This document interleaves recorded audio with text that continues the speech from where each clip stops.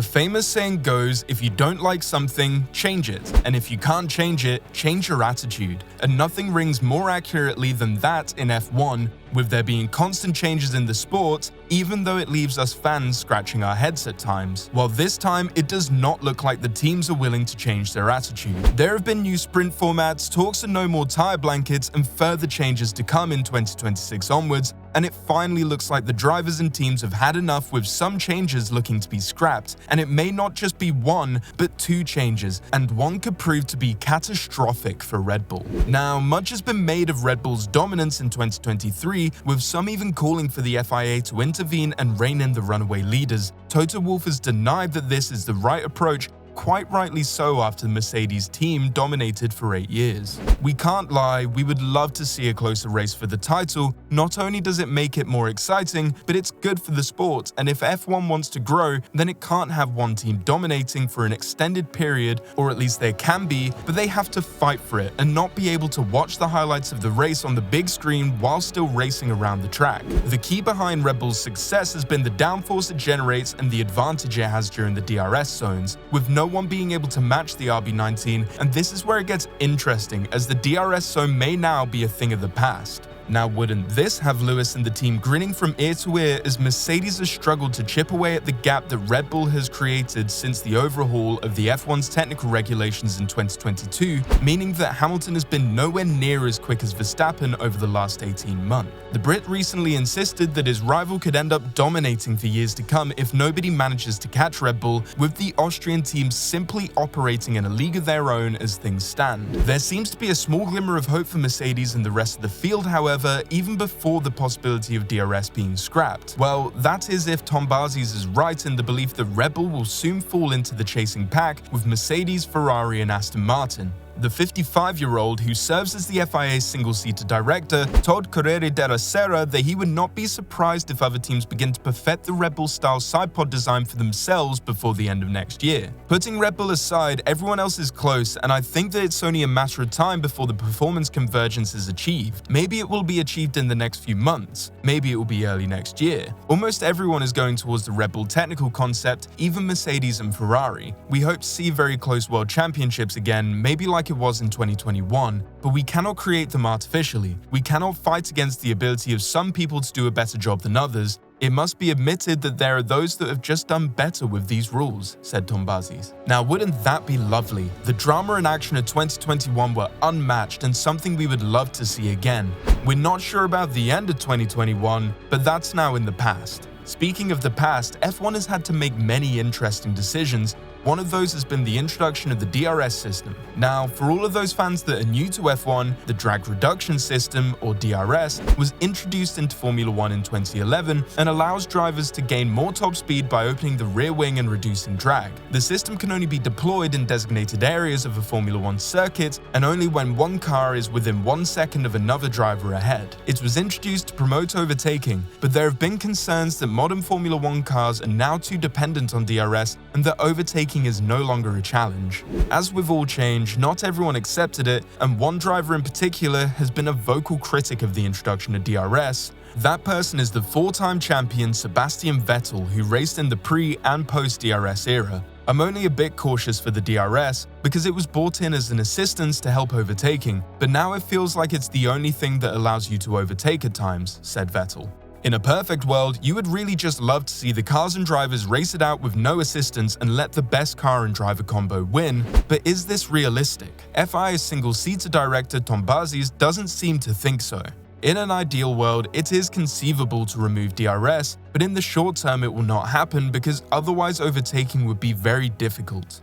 We are no longer in the 80s, when simulations were not so advanced and the differences between one car and the next were great. With the current level of technology and science, removing the DRS would be a risk for the sport, said Tom Barzies. The issue with removing DRS is that it was put in place to increase the overtaking opportunity of F1 cars. These modern cars produce so much dirty air despite the new regulations introduced in 2022 which tried to mitigate this. This means that when the cars follow closely, close enough to overtake, they suffer from reduced downforce and aerodynamic inefficiencies. I believe that it's fair to say that if you remove DRS from all the circuits in the season, drivers would find it incredibly difficult to make places, and in some tracks such as Monaco and Azerbaijan, it would be near impossible. So you're probably thinking, does that mean that the FIA is going to do nothing to aid in overtaking?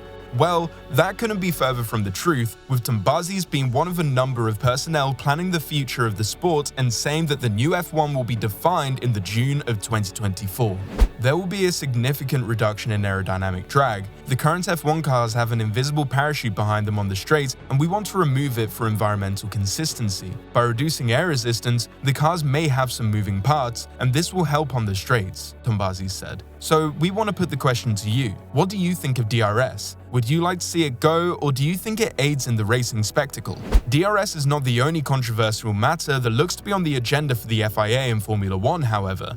The much maligned tyre blankets also look to be in jeopardy, with drivers not happy at all, and there looks to be evidence that the whole plan to ban tyre warmers may be scrapped. Such is the hate for the change that Christian Horner has even offered an alternative. As the decisive moment approaches, Formula 1 teams seem to be against the introduction of blanket-free slick tyres from 2024 onwards. Behind closed doors, many in the racing world believe that the change won't be embraced. George Russell, director of the Grand Prix Drivers Association, voiced his fears, saying that the new tyres could be dangerous. Despite Pirelli's strides in developing an alternative, having already introduced blanket-free wet tyres, the transition has been far from smooth. The final pre-decision test of the slick tyre development will involve Red Bull, Williams and Haas post the British Grand Prix at Silverstone. The decision will then hinge on the FIA's assessment of Pirelli's case and a vote by the teams. While the final decision will only be made after Silverstone, there seems to be some insight into what the teams are thinking, particularly after Monaco and Canada. In both of these races, Pirelli, F1's tyre supplier, reached an important milestone in the efforts from F1 to remove tyre blankets from the equation as of 2024, with a full wet tyre in use for the first time where drivers generated all of the tyre temperature.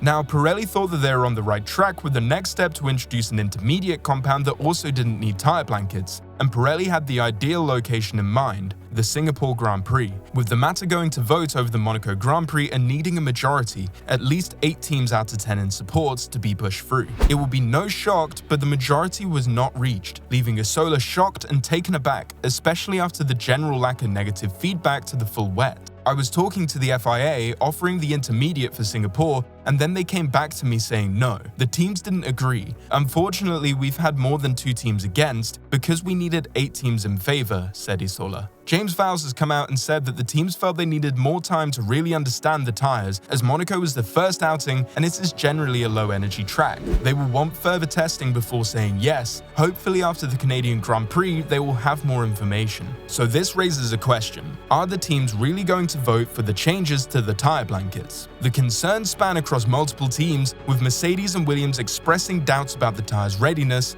Alpine's Otmar Zafnauer argued for the continued use of blankets, considering them an essential part of F1, while Aston Martin team principal Mike Crack trusted the FIA's decision-making process. Whilst Horner wants to reserve judgment until we've done a test, he has hinted that he is not in favour and has gone as far as to suggesting one possible solution rather than an outright ban. I don't think it's what the drivers want, but my fear with these things is that when you think you're going to achieve something simplistically that would create better racing, that there will be a whole load of effort to go into trying to heat the tyres very quickly, on outlaps and so on, that could drive a lot more cost in. Everybody has tyre blankets and they do the job. I think what we should be looking at is sustainable ways of powering those blankets as opposed to removing them entirely, said Horner. So what happens next? After the Silverstone test, a vote will be put forward, with the FIA, F1 itself, and 5 of the 10 teams needing to be in agreement for banning the tyre blankets to pass. If this threshold is not met, the blankets will not be banned.